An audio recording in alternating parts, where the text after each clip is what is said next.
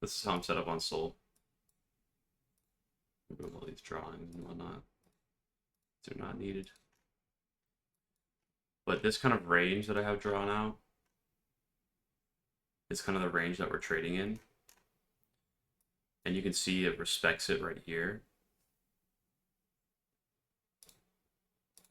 You see how we respect it here. Use it also as resistance. I drew kind of a box to kind of represent the resistance zone. And then you can see recently we've broken. Now we're retesting this kind of zone. So I'm looking to basically send this back to all-time highs for the most part. Back to November's high. That's kind of like my plan with Sol. I have a long open on it right now. Just like a big swing long. My stop loss is kind of below this point. I could be stopped out, and then it could run to my take profit, but whatever, right? This is how we're set up in a, 2-to-1 risk to reward ratio.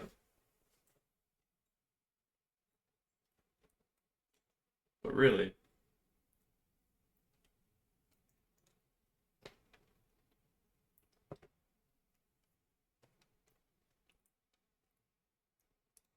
it's not about all these technicals, It's really about getting your mindset right and being able to properly execute your strategy. Because everybody can have a profitable strategy on paper. But the question is, can you execute that strategy?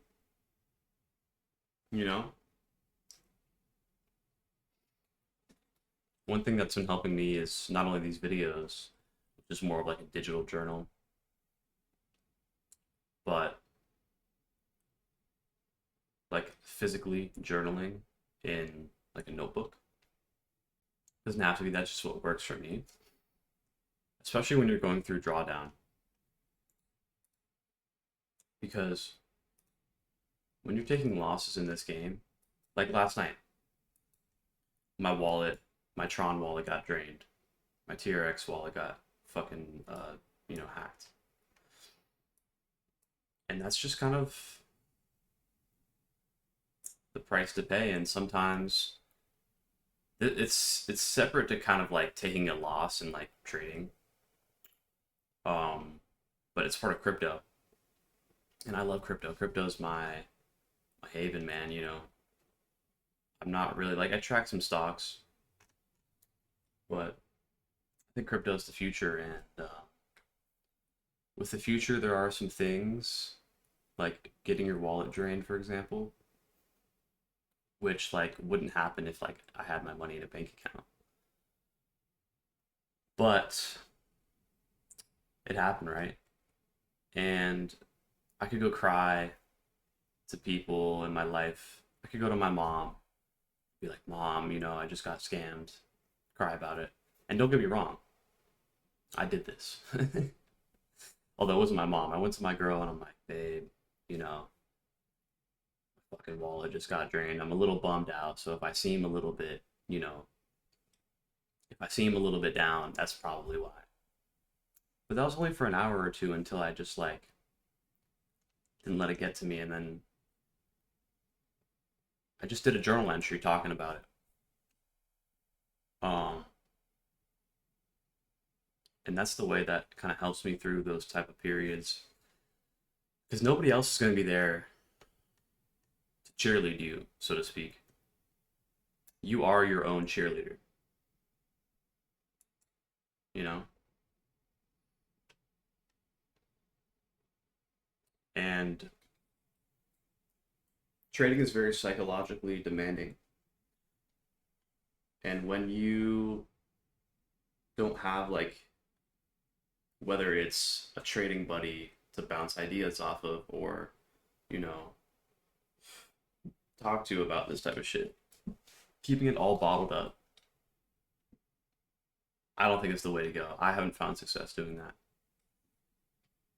I found the most success when I've been journaling my thoughts about my trades and kind of fledging them out like fully. And it's fun to go back. Like I can go back in my journal, see when I was hitting good trades, like when I was set up here on ETH. When I smacked this like really good P&L, and I could see the journaling that I was doing. I can go back and I can basically look where I documented my thoughts and how I was feeling in the moment, and that's how I'm going to replicate that. Because the thing is, catching one runner is like cool, right? You hit a great P&L and you're happy, and you know, you go out to dinner, you feel good, type shit, like you're up. But can you replicate that time and time again? You know, in whatever market condition? We're I mean, I'm blessed with this like ETH move, 250%. I mean, this is crypto, right? So we see these type of moves a lot. But am I going to be able to do this when we start downtrending? Or like, am I going to be able to do this when we're at low volume points? You know? So that's the kind of things I think about, because trading isn't just about, really, in my mind, it's not really as much about the technicals and your charting analysis. Like these fair value gaps that I have marked out, like do help me in my confluences. But really, at the end of the day, it's me versus me. And I feel like a lot of people think of it as it's the charts versus them, but really, it's you versus you, so to speak. And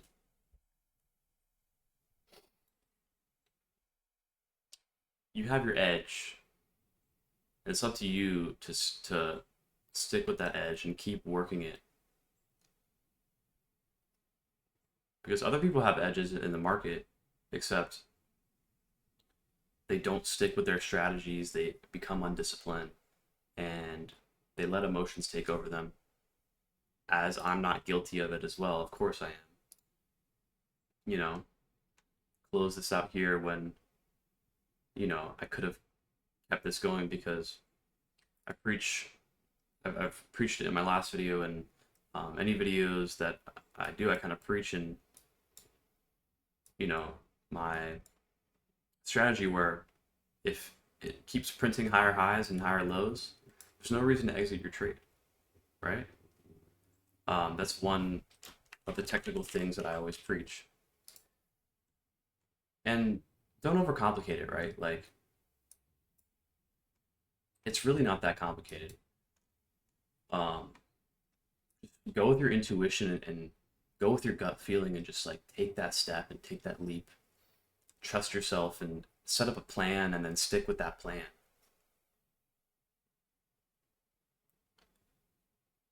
Because even if you like take another route, don't stick with your plan, you know, do something on the fly, then over time you're going to trust yourself less, and you're not going to be able to let your edge play out. You know, people will try a strategy for a week or two and then, you know, take a couple of L's and then stop trading that strategy, when in reality, like, you needed to let that play out for a year. So I'm letting my edge play out.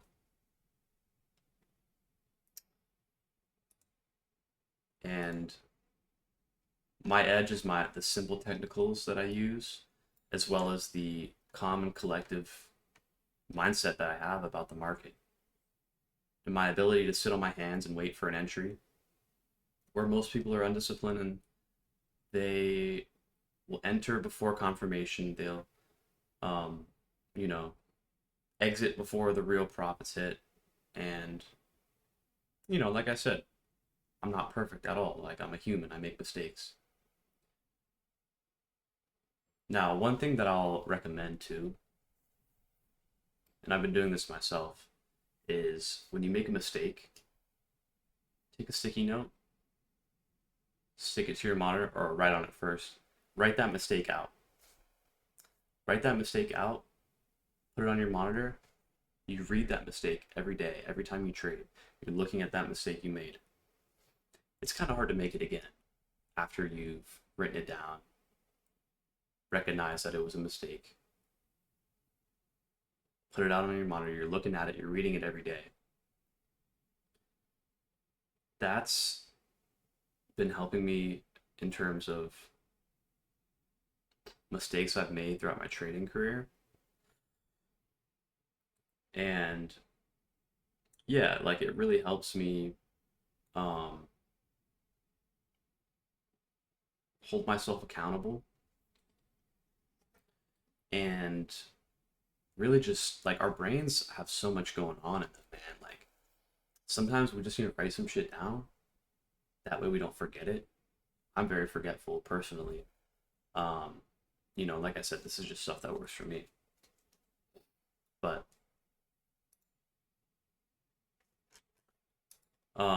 yeah, that being said, y'all,